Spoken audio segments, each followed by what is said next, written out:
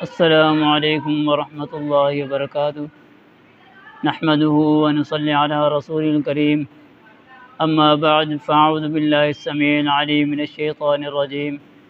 من ہمزہ ونفخہ ونفثہ بسم اللہ الرحمن الرحیم یا ایہا المدثر قم فانذر وربک فکبر وثیابک فطہر والرجز فہجر۔ محترم سامعین کرام، نزول وحی کی کیفیت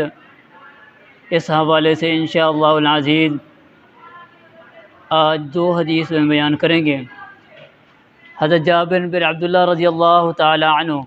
حدیث روایت کرتے ہیں، فرماتے ہیں کہ رسول اللہ صلی اللہ علیہ وسلم نے ارشاد فرمایا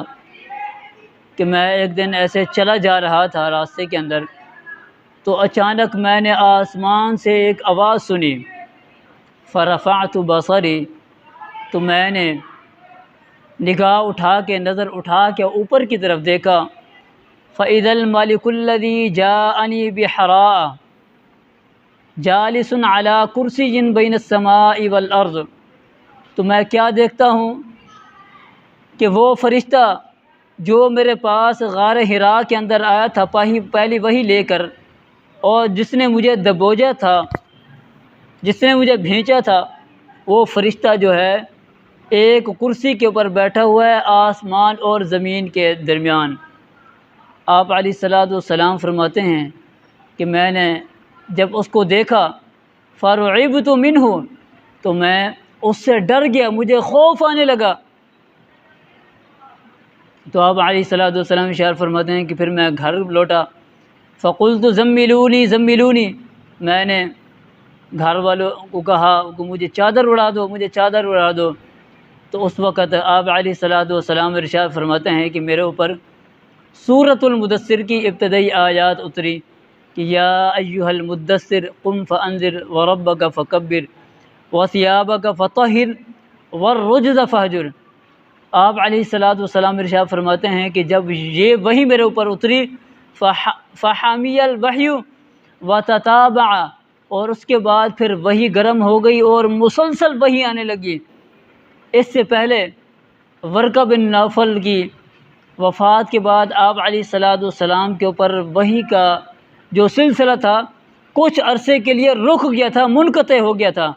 تو اب یہ جو وحی نازل ہوئی آپ علیہ الصلوۃ والسلام کے اوپر کہ جب آپ علیہ الصلوۃ والسلام نے جبرائیل امین کو آسمان اور زمین کے درمیان کرسی کے اوپر بیٹھا ہوا دیکھا، اور اس وقت یہ سورۃ المدثر کی ابتدائی آیات نازل ہوئی،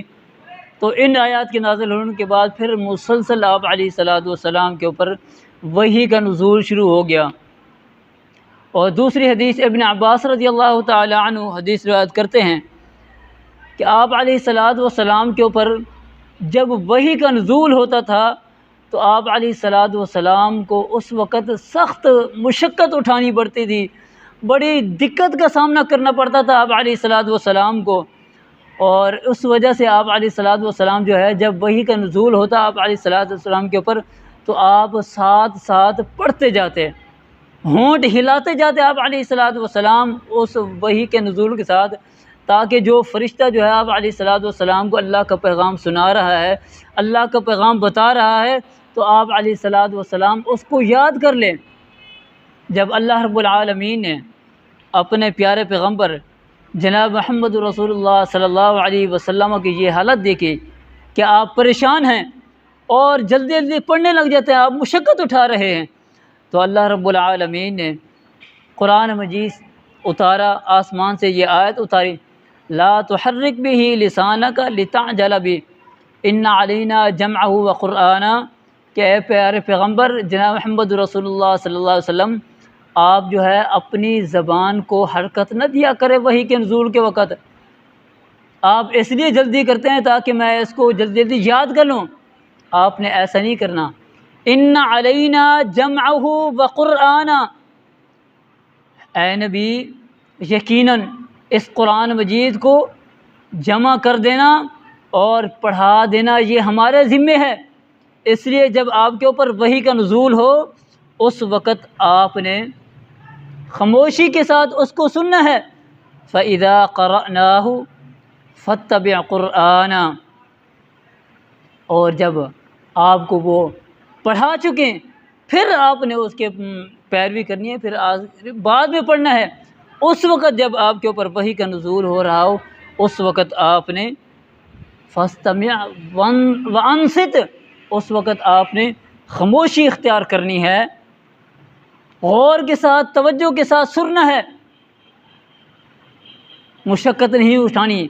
پریشان نہیں ہونا، جلدی نہیں کرنی تاکہ میں اس کو جلدی کے ساتھ محفوظ کر لوں، یاد کر لوں، نہیں، ایسا نہیں کرنا آپ نے، بلکہ خاموشی کے ساتھ اور توجہ کے ساتھ آپ نے اس وحی کو سننا ہے، اور اس کے بعد یاد کرنے کا جو مسئلہ ہے اس کو آپ پریشان نہیں ہونا، اس کو یاد کرانا اللہ کے ذمہ ہے، اس کو جمع کرنا اور اس قرآن مجید کو محفوظ کرنا اللہ رب العالمین ارشاد فرماتے ہیں کہ یہ ہمارے ذمہ ہے۔ یہ تھی 2 حدیث وحی کے متعلق۔ وما توفیقی الا باللہ۔